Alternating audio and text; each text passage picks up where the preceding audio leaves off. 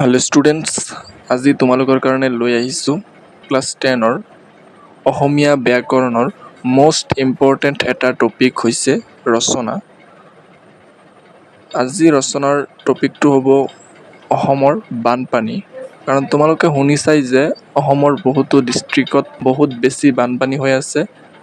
সেইকাৰণে আমাৰ মেট্ৰিক পৰীক্ষাত বা হায়াৰ ছেকেণ্ডেৰী পৰীক্ষাত বানপানীৰ বিষয়ে তোমালোকৰ ৰচনাটো আহিবলৈ বহুত চান্স বেছি আছে। সেইকাৰণে তোমালোকৰ মাজত মই অসমৰ বানপানীৰ ৰচনাটো লৈ আহিছোঁ। আজিৰ ভিডিঅ'টো বহুত ইম্পৰ্টেণ্ট হ'ব। তোমালোকে ভিডিঅ'টো শেষলৈকে চাবা আৰু ভিডিঅ'টো যদি ভাল লাগে তেন্তে ভিডিঅ'টোত এটা লাইক কৰি দিবা আৰু ভিডিঅ'টো প্ৰথমবাৰৰ বাবে চালে চেনেলটো ছাবস্ক্ৰাইব কৰি দিবা। আৰু তোমালোকে এই চেনেলটোত ক্লাছ 10ৰ সকলোবিলাক ইম্পৰ্টেণ্ট ইনফৰমেশ্যন তোমালোকে পাই যাবা।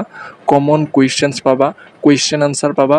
মানে ক্লাছ 10ৰ যিকোনো বিষয়ৰ টপিক তোমালোকে IKK লাৰ্ণ নামৰ চেনেলত তোমালোকে পাই যাবা। সেইকাৰণে তোমালোকে চেনেলটো অনুগ্ৰহ কৰি ছাবস্ক্ৰাইব কৰি দিয়া। এতিয়া আমি ভিডিঅ'টো ষ্টাৰ্ট কৰোঁ। আৰম্ভণি। অসম এখন নদীমাতৃক দেশ। নদ নদীৰ সংখ্যা যি দেশত বেছি সেই দেশক নদীমাতৃক দেশ বোলে। ব্ৰহ্মপুত্ৰ অসমৰ প্ৰধান নদ। ই দীঘলে প্ৰায় 2880 কিলোমিটাৰ। অসমৰ মাজেৰে প্ৰায় 920 কিলোমিটাৰ প্ৰবাহিত হৈছে। পৃথিৱীৰ বৃহৎ নদীবোৰৰ ভিতৰত ব্ৰহ্মপুত্ৰই আটাইতকৈ শেষৰ সৃষ্টি বুলি পণ্ডিতসকলে ঠাৱৰ কৰিছে। সেই কাৰণেই ব্ৰহ্মপুত্ৰৰ গতিপথ এতিয়াও নিয়ন্ত্ৰিত হোৱা নাই। গৰাখহনীয়া প্ৰবল হৈ আছে। ব্ৰহ্মপুত্ৰ নদী তিব্বত দেশত থকা মানস সৰোবৰ নামৰ হ্ৰদৰ পৰা উৎপত্তি হৈ অসমৰ সৌ মাজেৰে পূবৰ পৰা পশ্চিমলৈ বৈ গৈ বংগোপসাগৰত পৰিছে। বানপানী হোৱাৰ কাৰণ। ব্ৰহ্মপুত্ৰ দুয়োপাৰে অসংখ্য নদী উপনদী আছে। অসমৰ চাৰিওফালে থকা ওখ চাপৰ পৰ্বত পাহাৰৰ পৰা ওলাই অহা উপনদীবোৰ ব্ৰহ্মপুত্ৰত পৰিছে।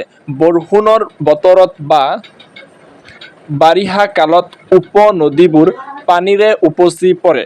নদীবোৰৰ অধিক সংখ্যকৰ মথাউৰি নথকা বাবে আৰু মথাউৰি থকাবোৰো বিজ্ঞানসন্মত নোহোৱা বাবে অসমে বানপানীৰ হাত সাৰিব নোৱাৰে।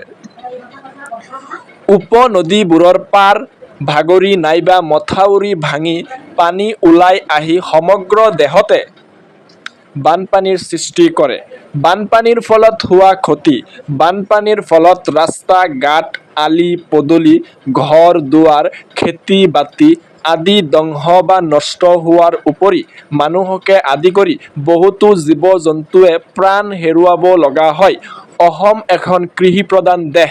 কিন্তু বানপানীয়ে প্ৰতি বছৰে খেতিয়কৰ খেতি বাতি নষ্ট কৰাৰ ফলত খেতিয়কসকলৰ পানীত হাঁহ নচৰা অৱস্থা হয়।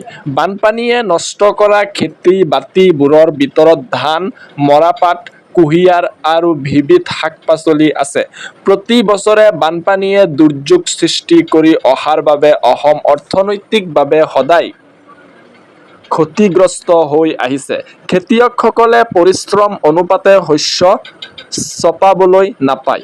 ৰাজ্যিক চৰকাৰ আৰু কেন্দ্ৰীয় চৰকাৰে অসমৰ বানপানী প্ৰতিৰোধ কৰাৰ ব্যৱস্থা কৰিব পাৰে।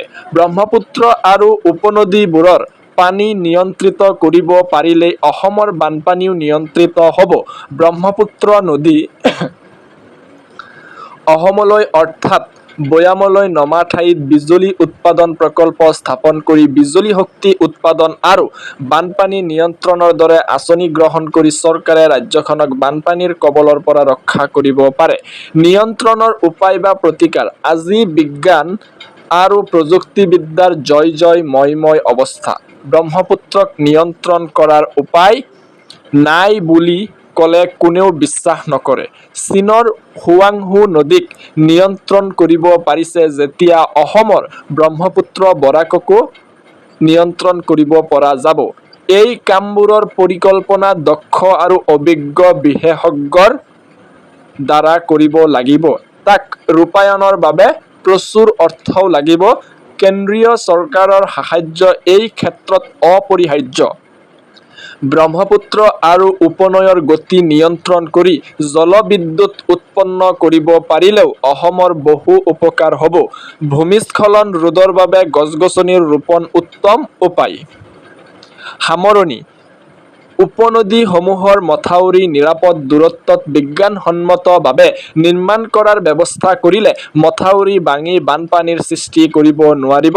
মথাউৰিৰ কাষ শিলেৰে বন্ধাই গছ ৰুই মজবুত কৰিলে মথাউৰি ভাঙিব নোৱাৰিব।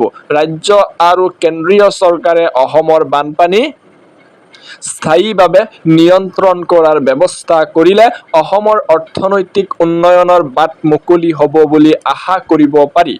ছাত্ৰ-ছাত্ৰীসকল, ভিডিঅ'টো ভাল লাগিলে এটা লাইক কৰি দিবা আৰু ভিডিঅ'টো প্ৰথমবাৰৰ বাবে চালে চেনেলটো ছাবস্ক্ৰাইব কৰিব নাপাহৰিব। থেংকছ ফৰ ৱাচিং ভিডিঅ'।